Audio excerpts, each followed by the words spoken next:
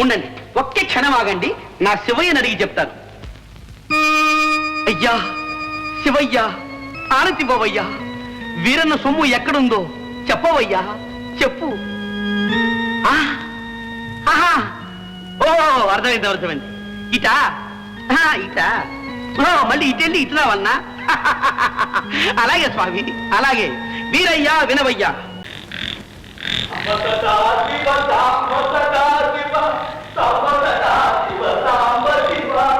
అయ్యా శివయ్యా, తపతల్లి పోరు పడలేక నాన్న దగ్గర సెలవు తీసుకుని వచ్చాను. నాన్న నాకు ఇచ్చిన ఆస్తి నువ్వేనయ్యా, నిన్ను నువ్వే కాపాడుకోవాలి. ఎందుకంటే కాకులు దూరని ఈ టీకారణ్యంలో నేను దూరాను. నాతో పాటు ఏ సింహమో పులో దొరకకుండా నన్ను చల్లగా కాపాడు తండ్రి. సాంబ సదా శివ, సాంబ సదా శివ, సాంబ సదా శివ. బాబా చలి చలి చలి చలి చలి, ఆకలి ఆకలి ఆకలి ఆకలి ఆకలి, చలి చలి చలి చలి చలి, ఆకలి ఆకలి ఆకలి ఆకలి.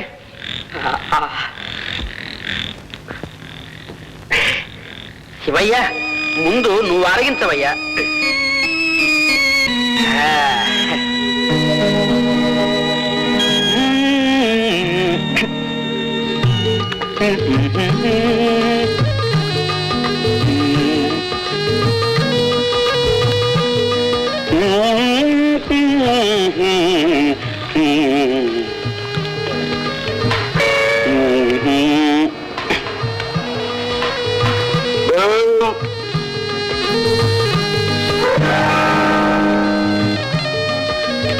వచ్చావా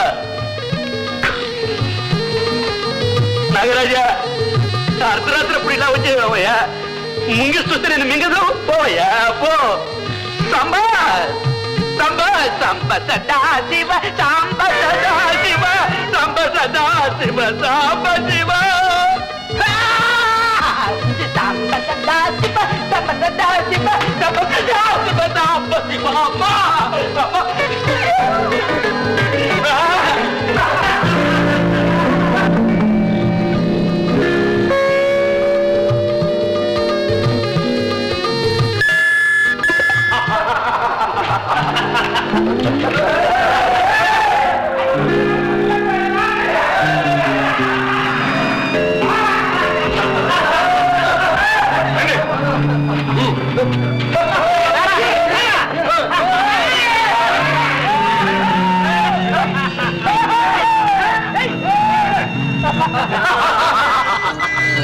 అని కూడా విజయపూరి వీరన్నట.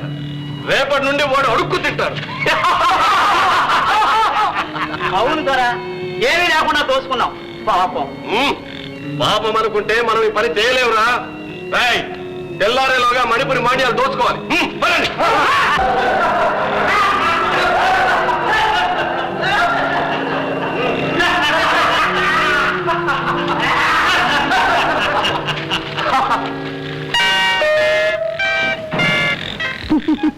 చిలకమ్మ, నీడు వాళ్ళ మేమంతా పెళ్లి చేసుకుని పిల్లని కన్నాం. నువ్వు మాత్రం చెక్కు చెదరకుండా అలాగే ఉన్నావు. చిక్కండే పాపం అదేం చేస్తుంది? వాళ్ళ నాన్నని జ్యోతిష్యుల్లో ఓడించేవాడు రావాలి, దాని పెళ్లి కావాలి. చిక్కండే ఏం పని లేకపోతే సరే. సుందరమ్మ, నా పెళ్లి గురించి నాకు లేని బాధ మీకెందుకే? ఎందుక ఆలస్యం అయ్యే కొద్దీ అందం ముదిరిపోతుందేమో అని. వదలండి. సాంబ సదా శివ, సాంబ సదా శివ, సాంబ సదా శివ, సాంబ శివ. అరే ఎందుకలా చూస్తారు? నేను మనిషిని. నా పేరు మిడతంబొట్లు. ముద్దుగా మా నాన్న మిడతా అంటాడు. బాగున్నావా చిలక?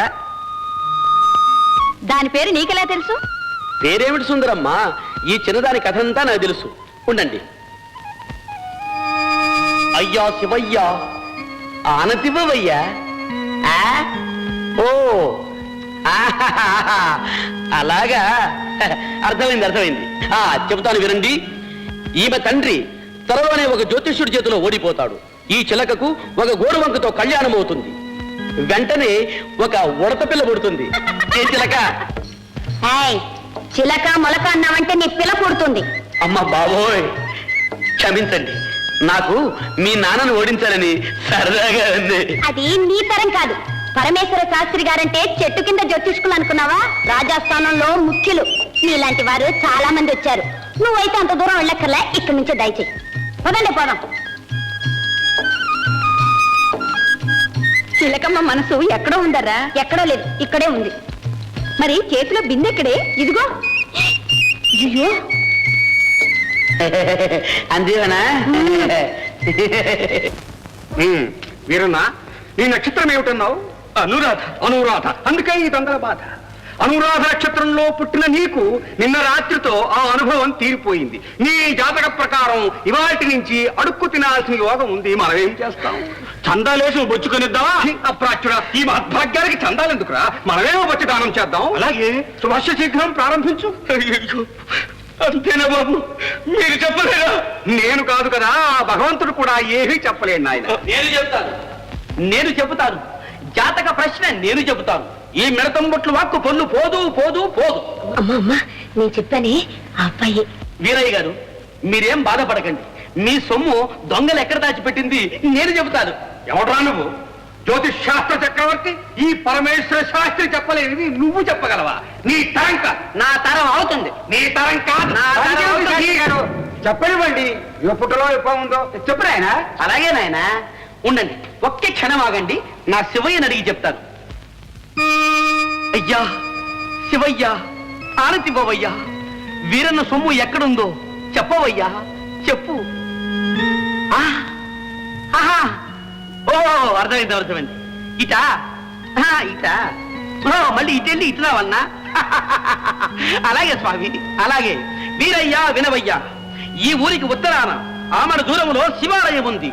ఆ శివాలయంలో శివలింగం ఉంది. శివాలయంలో శివలింగం ఉంట కానీ తలకాయ ఉంటుందా? కాదు, నీ పెలకుంటుంది. ఓరి మూఢా, శివలింగాన్ని జరిపితే భూగర్భంలో సొమ్ముంది.